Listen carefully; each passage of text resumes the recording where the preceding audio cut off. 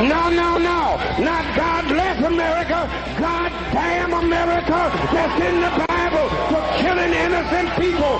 God damn America.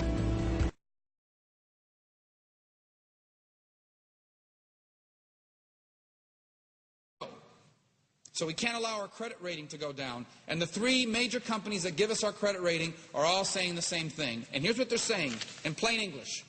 The debt limit is a problem, but it is the least of your problems. Your bigger problem is the debt. And if all you do is pass an increase to the debt limit, and it doesn't come with a serious, credible, substantial plan to deal with the debt, you're in big trouble. And so I would submit to you that the biggest issue facing us on this issue is not the debt limit. The debt limit is actually the easiest issue. That's one vote away from being raised. Our biggest issue is the debt. And the fact is that as we speak, there's no plan in place to begin to do anything about it. Our credit is in danger because of this. And that's what we should be focused on like a laser.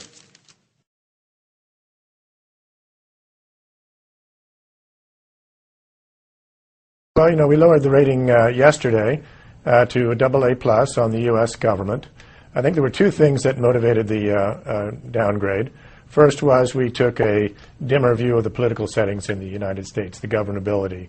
The fact that you had a debt ceiling agreement that resulted in us and the government not reaching an agreement until 10 hours before they had a cash management program. I mean, this is not how most highly rated governments run themselves.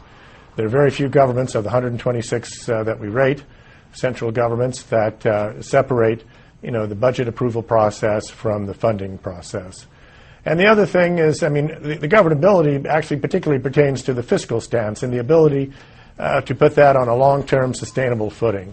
And here, you know, the level of debt that the U.S. government has and the prospect of high single-digit of GDP deficits for the next several years is going to put it even to a higher plane. And what we need is a medium-term fiscal plan to get that debt-to-GDP ratio to stabilize.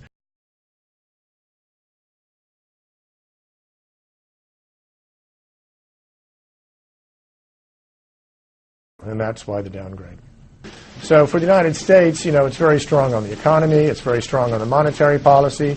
If you factor in the dollar as a key international reserve currency, its external position is all right.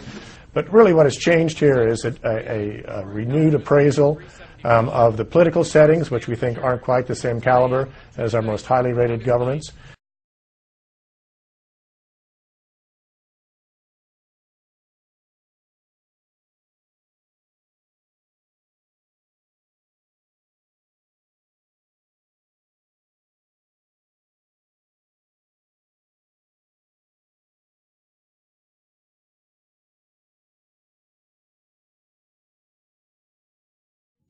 I understand your frustration and your cynicism, because while you've been carrying out your responsibilities, most of the people here, you've got a family budget.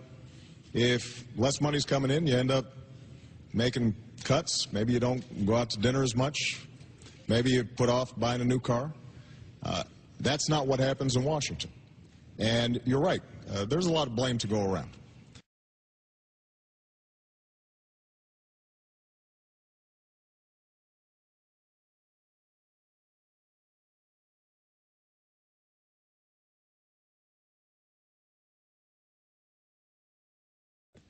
I'm going to spend some money on the key issues that we've got to work on. You may have seen your health care premiums go up. We've got to reform health care to help you and your budget. We are going to have to deal with energy because we can't keep on borrowing from the Chinese and sending money to Saudi Arabia. We are mortgaging our children's future. We've got to have a different energy plan. We've got to invest in college affordability. So we're going to have to make some investments, but we've also got to make spending cuts. And what I've proposed, you'll hear Senator McCain say, well, he's proposing a whole bunch of new spending, but actually I am cutting more than I'm spending, so that it will be a net spending cut. The key is whether or not we've got priorities that are working for you, as opposed to those who've been dictating the policy in Washington lately, and that's mostly lobbyists and special interests.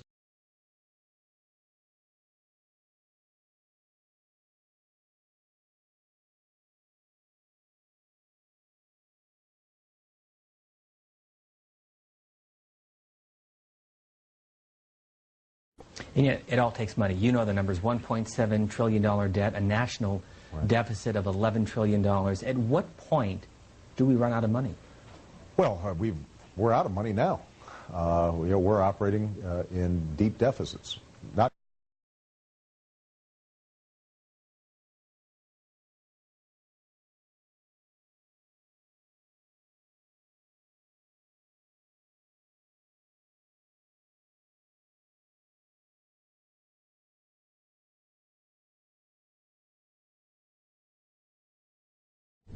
Good morning, Mr. Speaker. In March of 2006, then Senator Obama was on the Senate floor, and this is what he said. Quote, "The fact that we are here today to debate raising America's debt limit is a sign of leadership failure. Increasing America's debt weakens us domestically and internationally. Leadership means the buck stops here. Instead, Washington is shifting the burden of bad choices today onto the backs of our children and grandchildren. America has a debt problem and a failure of leadership, and America deserves better," end quote. But now, Mr. Speaker, a few short years later, President Obama now takes the opposite approach, calling for an increase in the debt and threatening doom otherwise.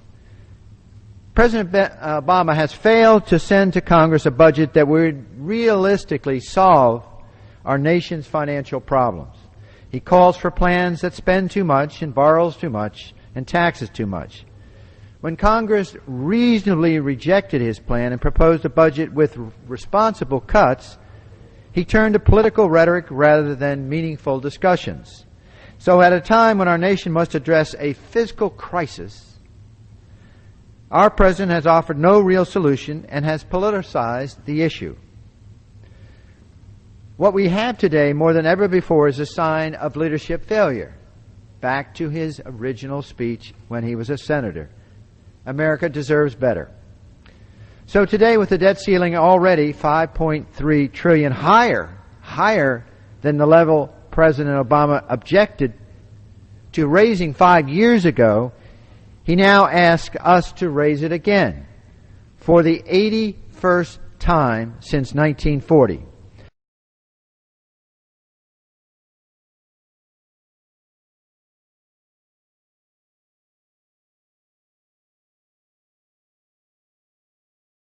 We must begin to closely scrutinize our bills and decide where there is unnecessary waste. When families seek to decrease their utility bills, they remember to turn off lights when they leave a room. We must begin doing this as well. Wasteful, fraudulent programs must be turned off, and long-term programs such as Medicare and Social Security must be addressed seriously today. Debt must be paid down instead of piled on. Although the President, the Senate leader, the U.S. Secretary of the Treasury believe the worst thing that could happen to all of us is that we default on August 2nd, I believe that the worst thing that could happen for Congress to do is to fail to couple the increased debt limit without meaningful spending cuts. Once again, the private sector has affirmed this. On June 1st, 2011, 150 economists called for immediate spending cuts to help support job growth in a letter to Speaker John Boehner, which I would like to request unanimous consent, Mr. Speaker, to have placed in the record. Without objection.